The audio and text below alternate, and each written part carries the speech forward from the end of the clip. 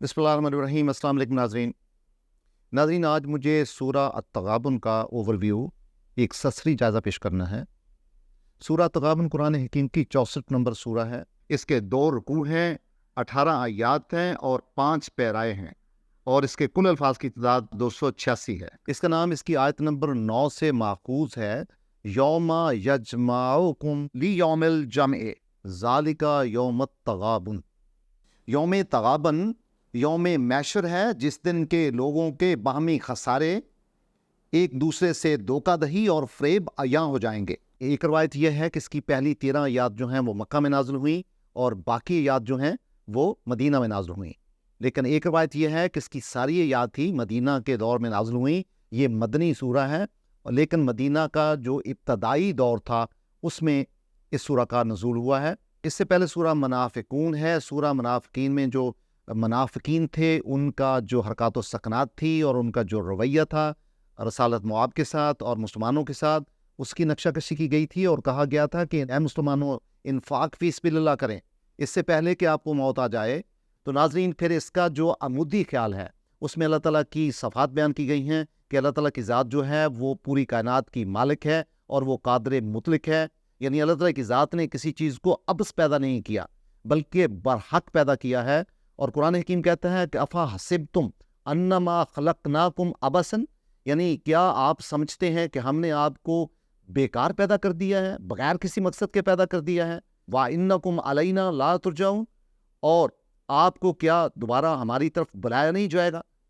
और फिर इसके अलावा अल्लाह ताला की ज़ात बताती है कि जिन इंसानों के दिलों में ईमान होता है, अल्लाह ताला की ज़ात उनको रहनुमाई उनकी करती है। और अल्लाह ताला की ज़ात ही है जो वाहिद माबूद है। और अल्लाह ताला की ज़ात जो है वो अलीम भी है और बसीर भी है। यानी अल्लाह ताला की ज़ात इल्म रखने वाली है और देखने वाली है। और इन्फ़ाक़ फ़ी सबिलिल्लाह पे बड़ा ज़ोर दिया गया है और कहा गया है अनफ़िक़ू खैरुल लिअन्फ़ुसिकुम, और फिर आप खर्च करो अल्लाह ताला के रास्ते पे, चूँकि ये आपकी शख्सियात के लिए, आपकी ज़ात के लिए बहुत बेहतर है। नाज़रीन, सूरा अत-तग़ाबन के 5 पैराए हैं। पहला पैराग्राफ जो है वो आयत नंबर 1 से आयत नंबर 3 तक है और इसमें बताया गया है कि युसब्बिहु लिल्लाहि मा फ़िस समावाति व मा फ़िल अर्ज़, यानी तस्बीह बयान करती है हर वो चीज़ जो आसमानों में है और जो ज़मीन में है, क्योंकि अल्लाह ताला की ज़ात जो है वो अल मुल्क, अल्लाह ताला की ज़ात मालिक है, बादशाह है पूरी कायनात की। और वलाहुल हम्द, अल्लाह ताला की ज़ात में ग्लोरी पाई जाती है। अल्लाह ताला की ज़ात आली शान है और तमाम जो हम्द है वो अल्लाह ताला की ज़ात के लिए है। तो नाज़रीन, जो युसब्बिहु लिल्लाहि का फ़लसफ़ा ये है कि कायनात की हर चीज़ अपनी खुदी की तकमील के लिए बरसरे पेकार है और हर चीज़ अल्लाह ताला की जो कि अनाए मुतलक है उसकी अज़मत और किब्रियाई बयान करती है। और हर चीज़ का जो अंजाम है वो अल्लाह ताला की ज़ात ही की तरफ है, चूँकि अल्लाह ताला की ज़ात मंज़िल मक़सूद भी है और हर चीज़ का महवर भी है। यानी हर चीज़ जो है वो अल्लाह ताला के ज़ुल जलाल का, अल्लाह ताला के कमाल का, अल्लाह ताला की सफ़ात की तस्बीह बयान करती है और पूरी कायनात अल्लाह ताला की बंदगी में है। अल मुल्क का मतलब होता है कि सल्तनत और मुतलक इख्तियार होना, यानी अल्लाह ताला की ज़ात का चूँकि मुतलक इख्तियार है और अल्लाह ताला की ज़ात कादर भी है, कदीर है। कदीर कदरा से निकला हुआ है। कदीर, कादर, तकदीर, मुकद्दर, ये एक ही कबील के अल्फाज हैं।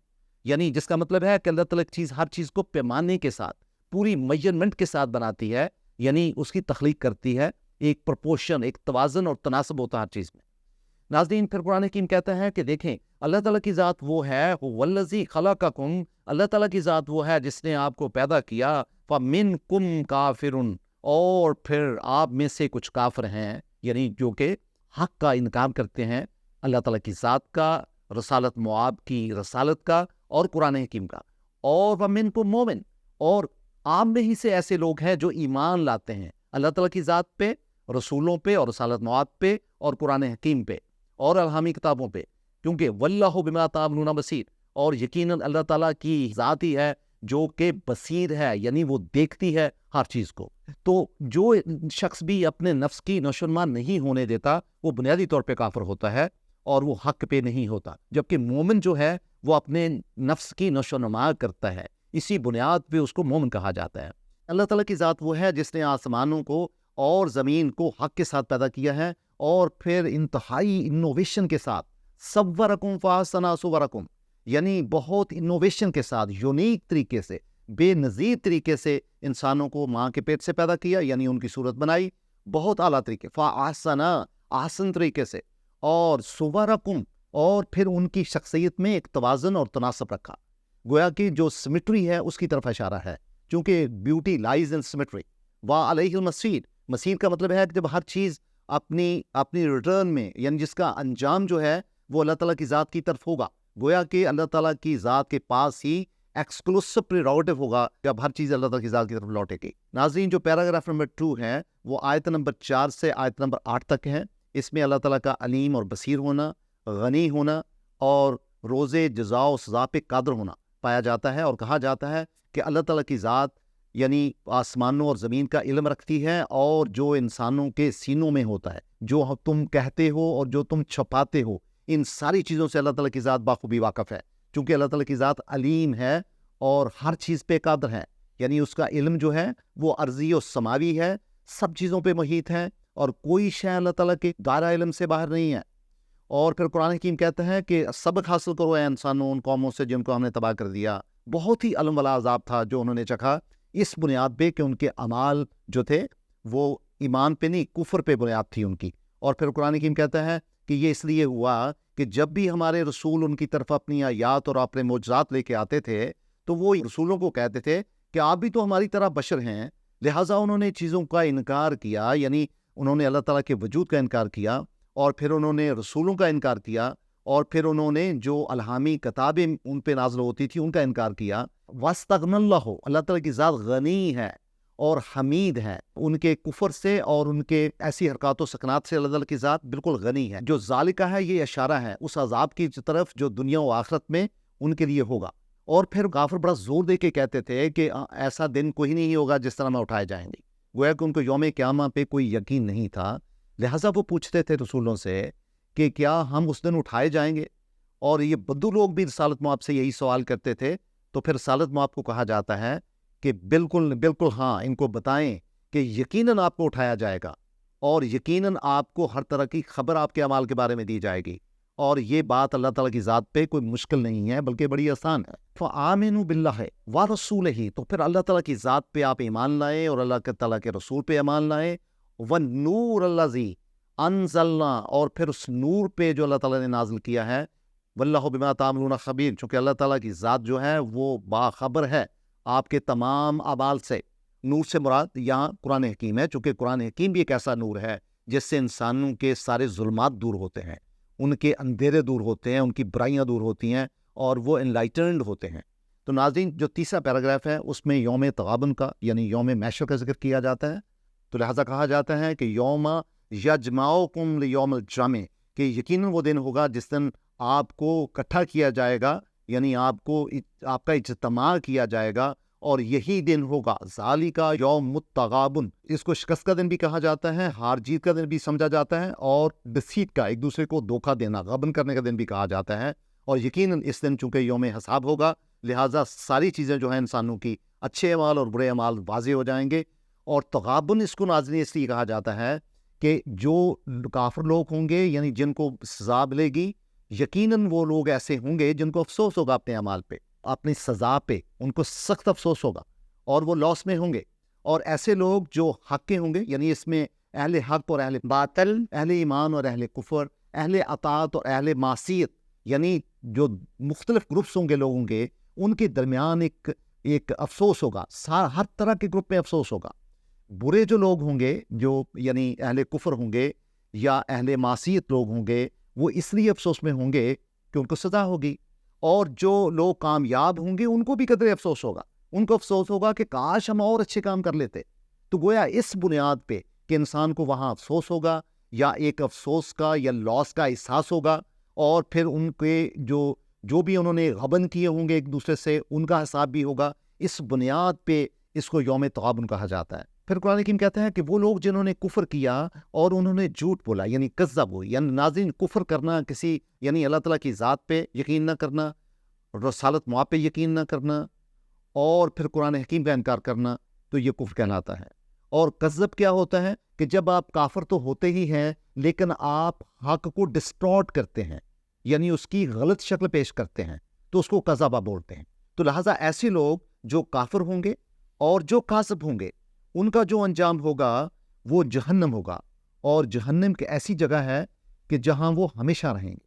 ناظرین، جو پیراگراف نمبر 4 ہے اس میں ایمان اور اطاعت کا ذکر پایا جاتا ہے اور اللہ تعالیٰ پہ توکل کا ذکر پایا جاتا ہے، اور کہا جاتا ہے کہ انسانوں پہ جو جتنی بھی مصیبتیں آتی ہیں، جو مصائب آتے ہیں انسانوں پہ، وہ یقیناً اللہ تعالیٰ کے قوانین کے مطابق آتے ہیں۔ وَمَن يُؤْمِن بِاللَّهِ، اور جو اللہ تعالیٰ کی ذات پہ بلیو کرتا ہے، یہدی قلبہ، اللہ تعالیٰ کی ذات اس دل کو ہدایت دیتی ہے۔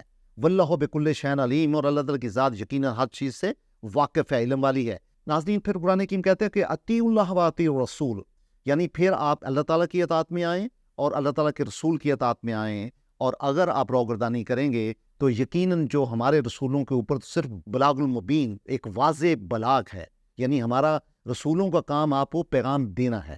تو ناظرین، جو اطیعوا اللہ و اطیعوا الرسول ہے، بیسیکلی اس کا مطلب یہ ہے کہ انسان جو ہے وہ اللہ تعالیٰ کی اطاعت میں آئے اور اس میں اس کی ول شامل ہو، بلاغ کے ذریعہ ہی پہنچا ہے۔ تو پھر اللہ تعالیٰ کی ذات کہتی ہے کہ اللہ تعالیٰ کی ذات وہ ہے کہ کوئی معبود نہیں ہے اس کے بغیر، اور پھر اللہ تعالیٰ کی ذات پہ ہی مومنین کو ایمان لانا چاہیے۔ اور الہ کہتے ہیں ناظرین جس کی عبادت کی جائے۔ تو توکل کیا ہوتا ہے؟ وکلا، بھروسے کو کہتے ہیں، اعتماد کو کہتے ہیں کہ اللہ تعالیٰ کے سوا کوئی اور حاجت روا نہیں ہے۔ تو ناظرین، جو 5واں پیراگراف ہے وہ اس میں بتایا جاتا ہے کہ یہ جو مال و دولت ہے اور جو اہل خانہ ہے یہ آپ کی کٹھن آزمائش کے لیے ہیں۔ یا ایھا الذین آمنوا ان من ازواجکم و اولادکم عدو لکم، کہ اے ایمان والو، یہ جو آپ کی بیویاں ہیں اور آپ کی جو اولاد ہے یہ کبھی آپ کے دشمن بھی ہو سکتے ہیں، فاحذروہم، ان سے درگزر کریں۔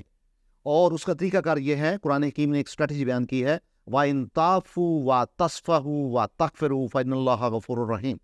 اور جب ایسی کیفیت آئے کہ آپ اپنی بیویوں سے یا اپنے اہل خانہ سے کسی بھی بنیاد پہ آپ کے اختلافات ہوں، تو اس کی اسٹریٹجی یہ ہے کہ پہلے آپ ان کو معاف کر دیں، پھر آپ ان کے ساتھ صلح کا اور تصفیہ کی کیفیت رکھیں، معاملہ کریں، اور پھر اگر ایسی بھی صورت نہ بنے تو پھر آپ ان کو معاف کر دیں، چونکہ اللہ تعالیٰ کی ذات غفور بھی اور رحیم ہے۔ انما الاموالکم واولادکم فتنۃ واللہ عندہ اجر عظیم، یعنی قرآن حکیم کہتا ہے کہ آپ کے جو مال ہیں اور آپ کی جو اولاد ہے وہ آزمائش ہیں، جو اس آزمائش سے پورا اترے گا، کامیاب ہوگا، تو یقیناً اللہ تعالیٰ کی ذات کی طرف اجر عظیم ہے۔